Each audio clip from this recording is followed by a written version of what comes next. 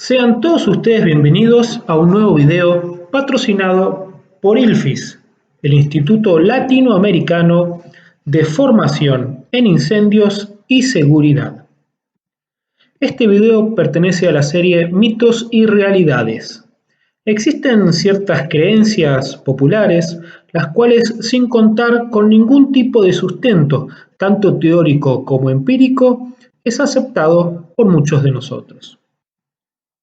Frente a esto, ILFIS, el cual es un instituto que aboga por la educación en protección contra incendios al alcance de todos, pone a su disposición esta serie de discusiones. El tema de hoy corresponde con nuestro mito número 22, el cual se encuentra íntimamente relacionado con los procesos de evacuación. Nos referimos al pánico.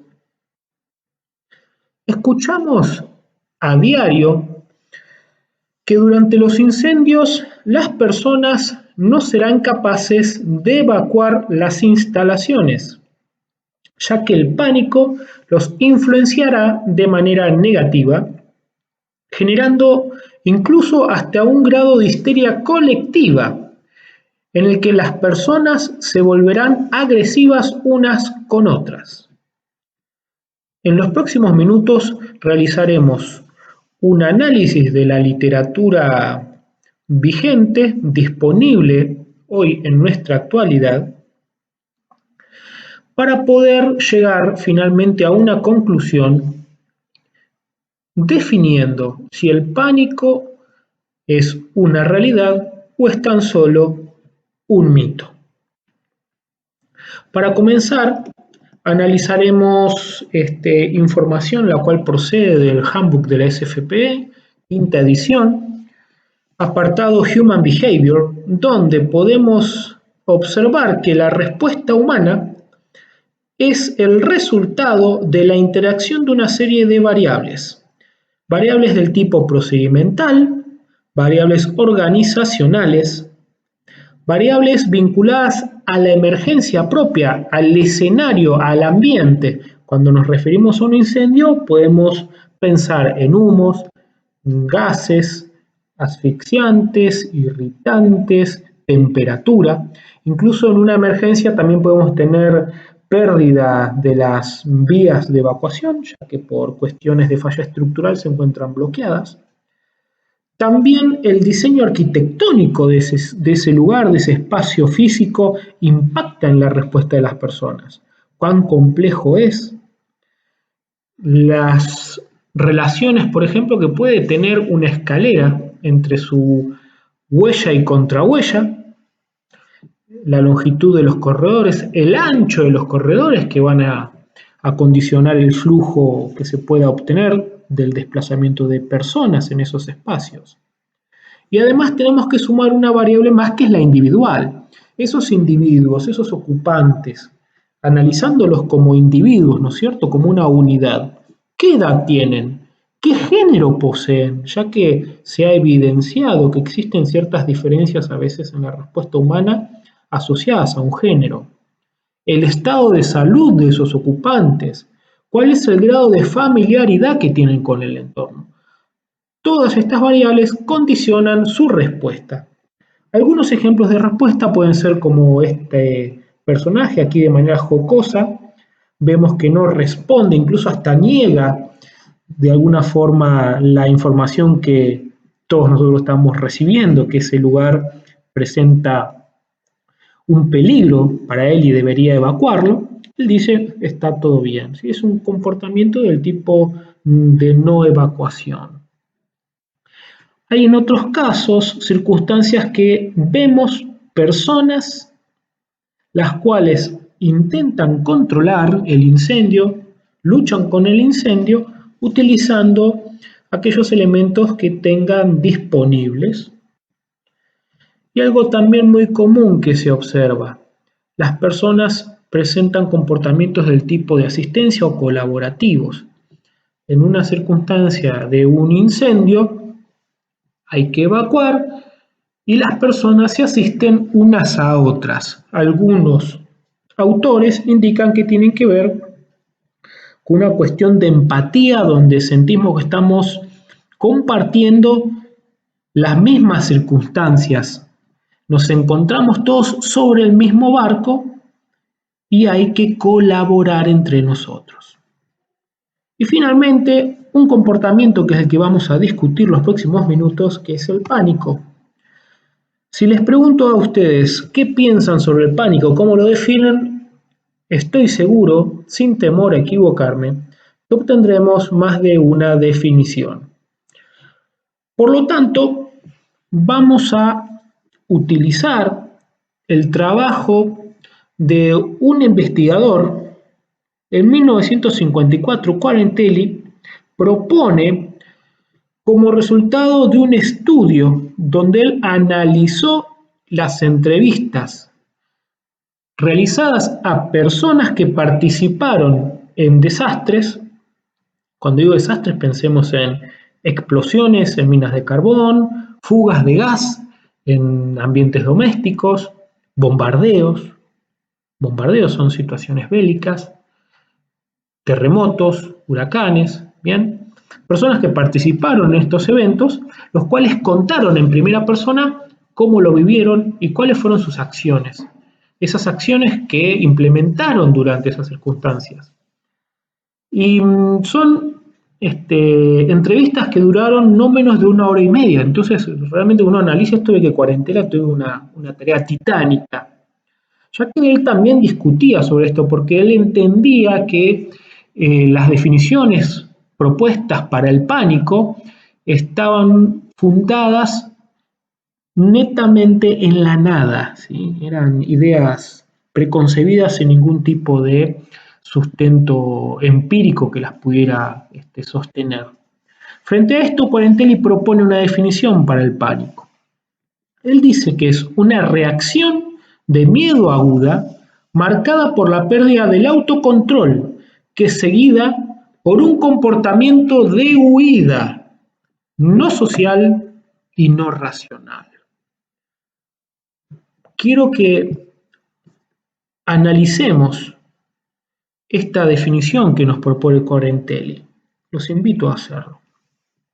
Podemos representar la respuesta humana en una situación de emergencia a través de una línea de tiempo. Estamos pensando en un incendio, por lo cual el evento anómalo es el incendio.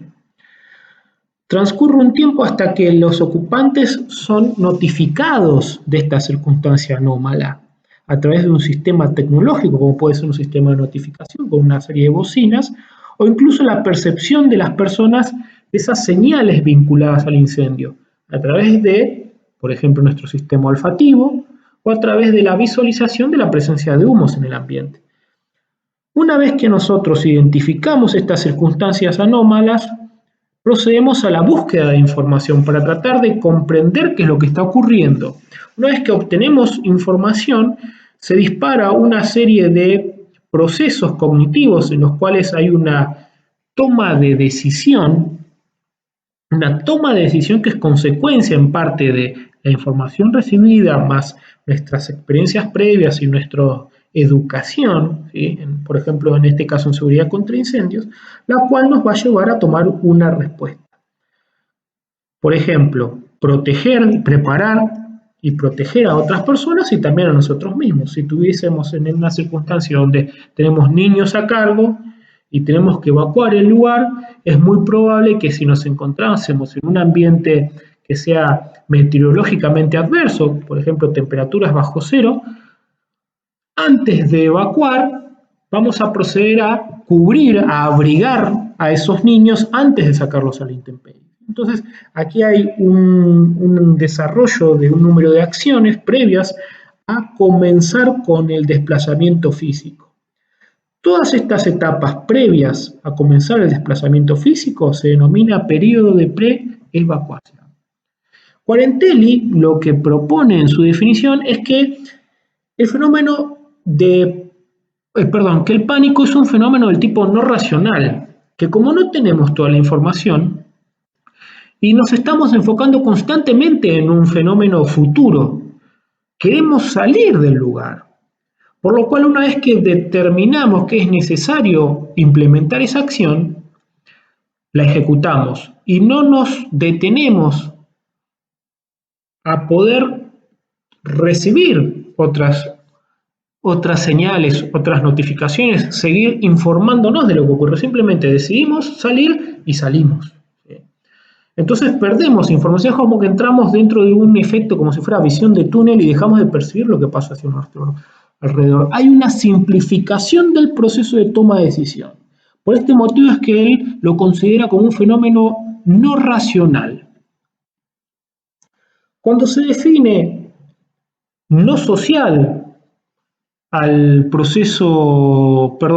fenómeno del pánico dentro del proceso de evacuación, lo que observó Quarentelli es que se reportaron algunos casos donde vínculos muy fuertes, vínculos sociales muy fuertes, como el de madres e hijos.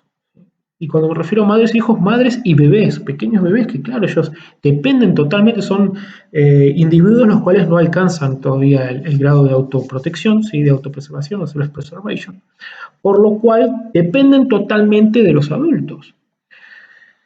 Hay un caso muy puntual que él presenta en su artículo de 1954, que es el de una señora, una mujer, que está con su bebé en la casa y escucha una explosión.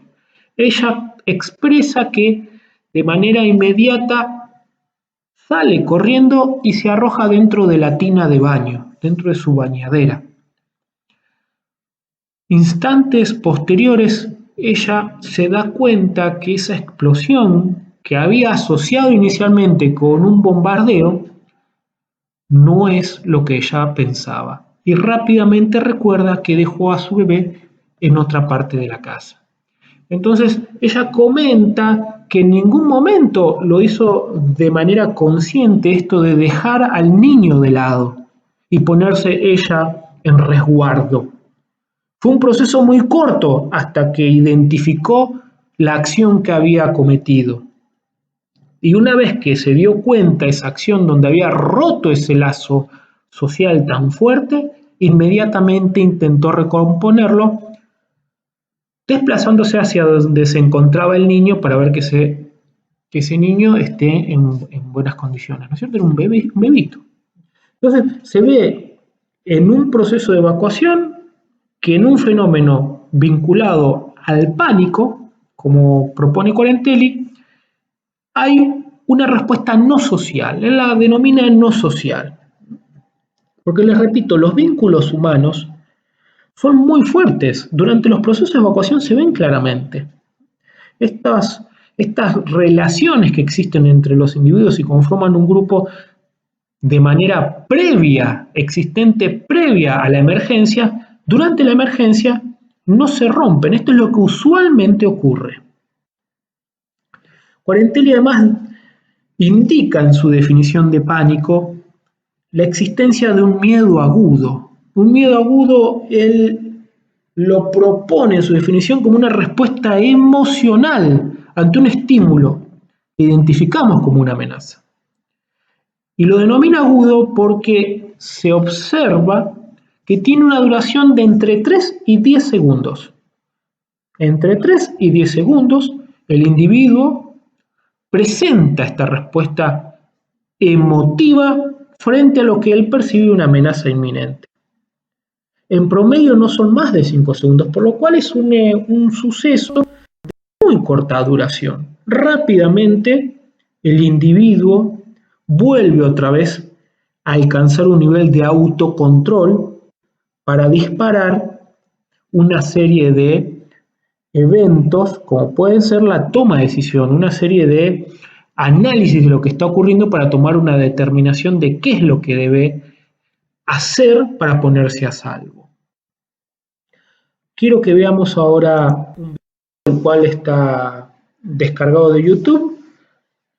Estamos viendo un proceso de evacuación, el cual se desarrolla en un centro comercial. Quiero que vean las personas distintas. Fíjense esto. Este señor Aquí al costado hay una señora que empuja un cochecito de bebé y se acerca. Evidentemente este es un grupo que está conformado. Esta señora con esta mujer más adelante, lo mismo que lleva el cochecito de bebé.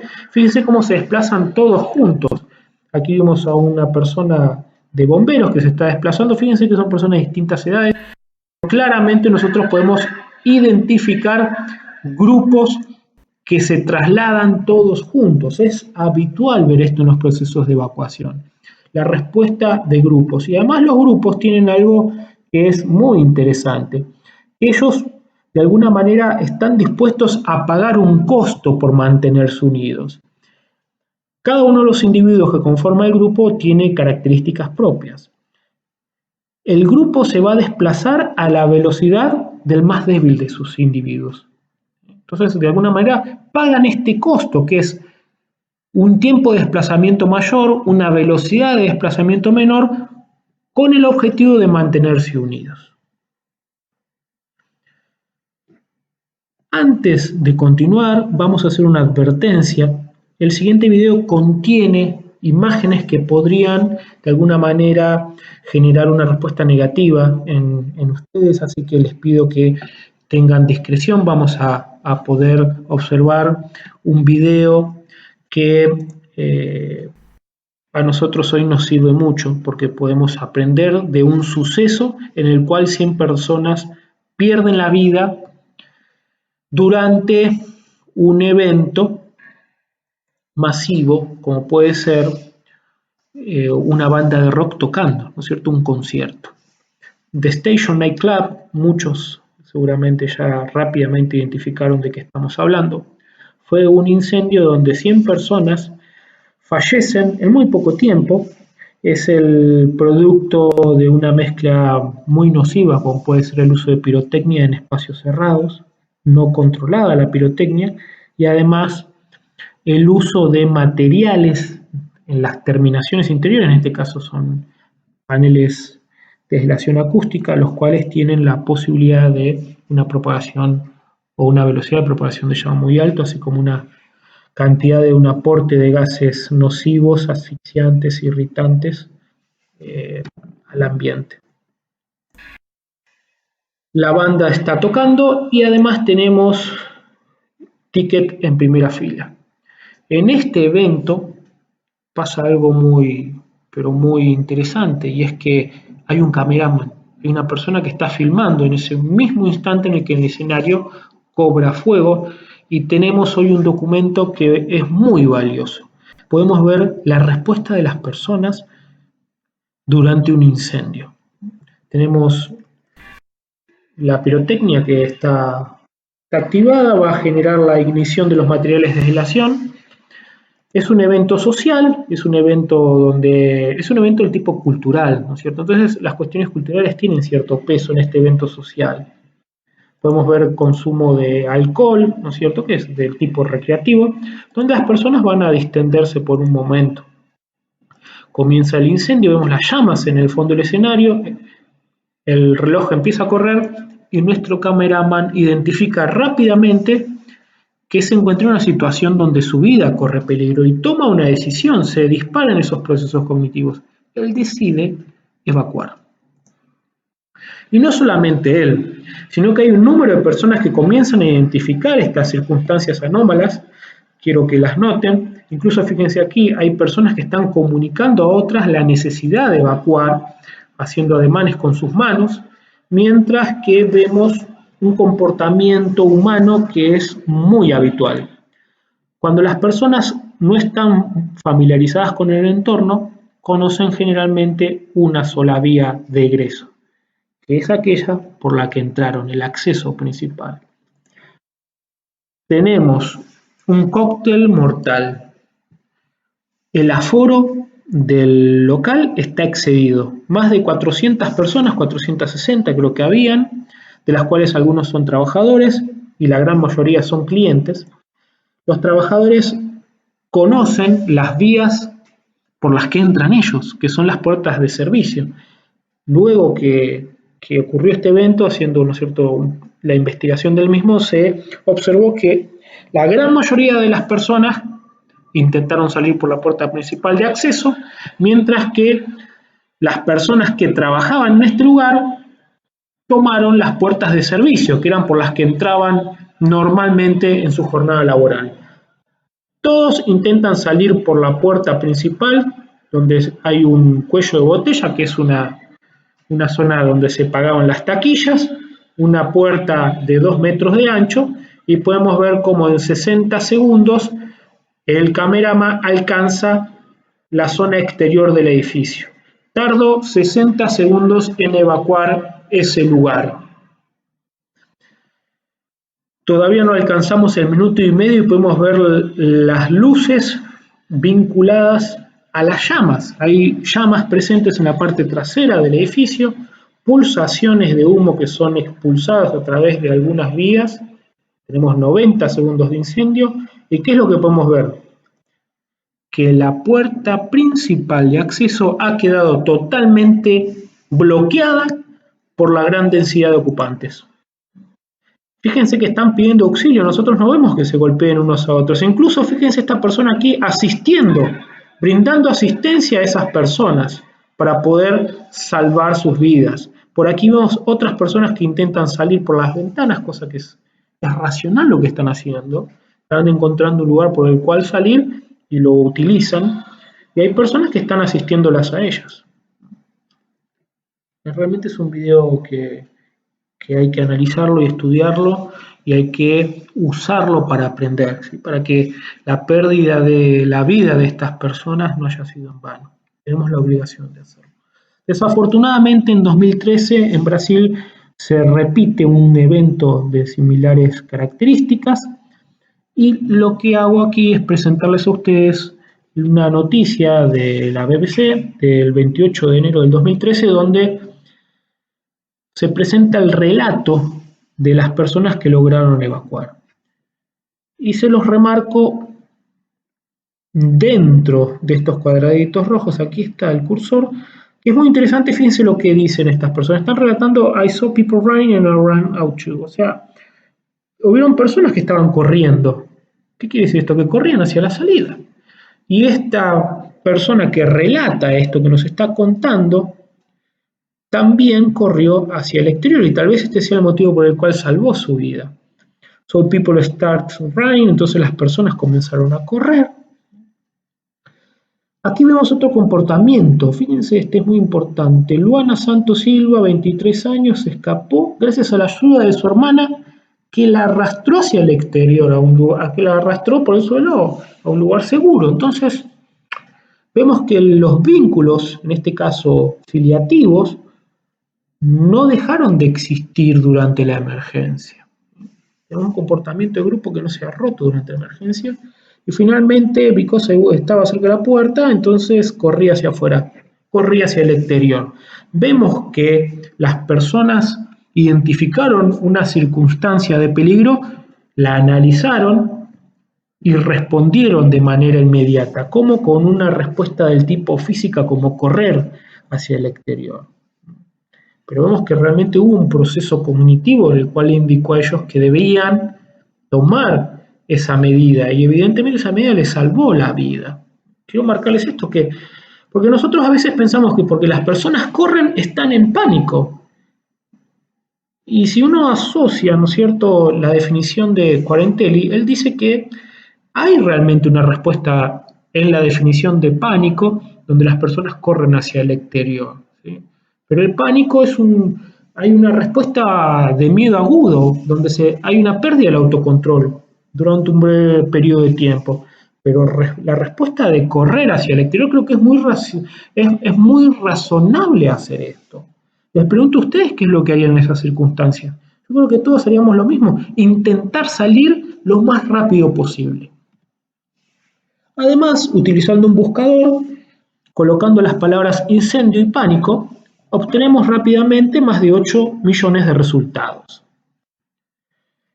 Donde la palabra pánico está utilizada en los medios de comunicación. Pánico en Grecia por los más de 100 incendios. ¿Sí? Están diciendo que en Grecia se desarrolló o se hizo presente el pánico durante una circunstancia de incendios. El pánico a nuevos incendios en Londres, esto es posterior a Grenfell, hizo que se evacuaran 5 torres. El pánico hizo que se evacuaran 5 torres. No es discutible realmente esto si fue así o no, pero así lo presentan los medios. Incendios desatan pánico y dejan pérdidas incuantificables. ¿Sí? ¿Qué es lo que nos querrán decir con desatar pánico? ¿Será la definición propuesta por Quarentelli? ¿O cuando nosotros leemos esto, entendemos que las personas se congelan, pierden el control y no pueden responder de manera adecuada? Yo creo que si nosotros le preguntásemos al ciudadano promedio, el cual no es un especialista en seguridad en incendios como lo es usted, es muy probable que tenga esa idea realmente del pánico. ¿Y por qué cree que durante un incendio hay pánico? Porque cuando lee las noticias le vinculan estas dos palabras. Hay incendio, se desata el pánico. Es una consecuencia el pánico del incendio. Pánico en Villa María por el incendio de una planta de bioetanol. Bueno, nuevamente lo mismo. Se desata el pánico en una circunstancia vinculada al incendio. Y es lo que nos están diciendo los medios de comunicación en este caso. Que hay una relación entre el incendio y el pánico. Si hay incendios, hay pánico. Es algo creo yo, que de alguna manera entendemos todos. Les quiero mostrar un par de imágenes que hemos extraído de internet, de un sitio vinculado a un centro educativo, donde el procedimiento de evacuación de ese establecimiento propone estas imágenes. Y quiero compartirlas y discutirlas con ustedes. Primero vamos a discutir la que se encuentra aquí abajo. Nunca salga corriendo, dice aquí una señora, parece. Esto genera pánico, dice alguien más. ¿Sí?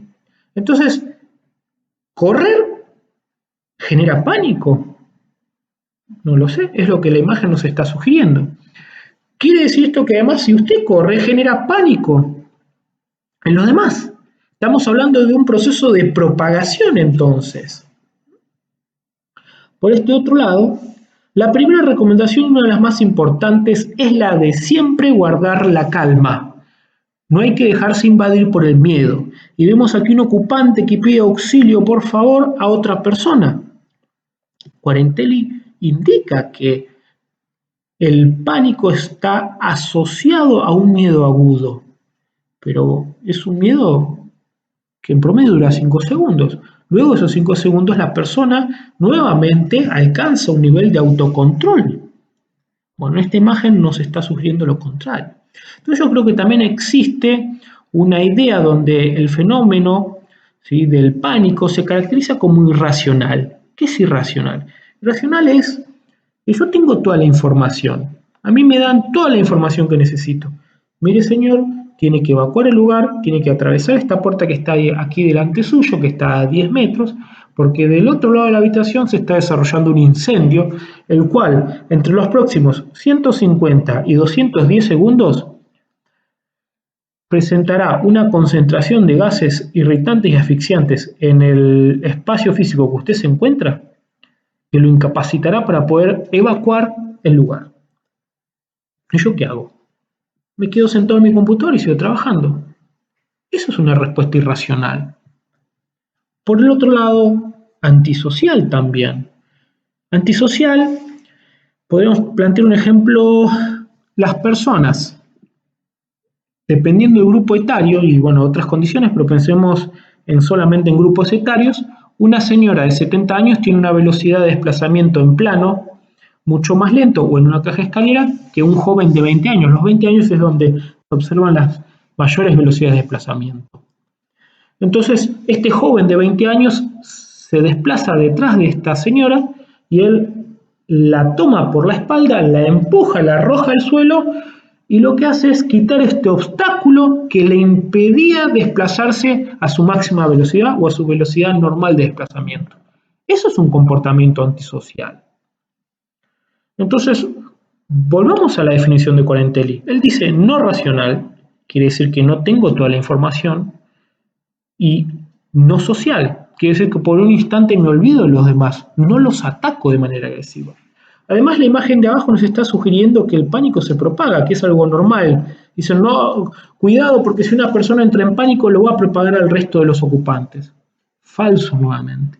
En 2001, World Trade Center se observó que algunas personas perdían el control debido a la alta ansiedad que estaban viviendo, y esa ansiedad, que podemos definir en este caso como pánico, no se propagó a los demás, sino que las personas que estaban ahí alrededor la asistieron para poder brindarle seguridad, y ese fenómeno no se propagó a otras personas, por lo cual esto no es cierto.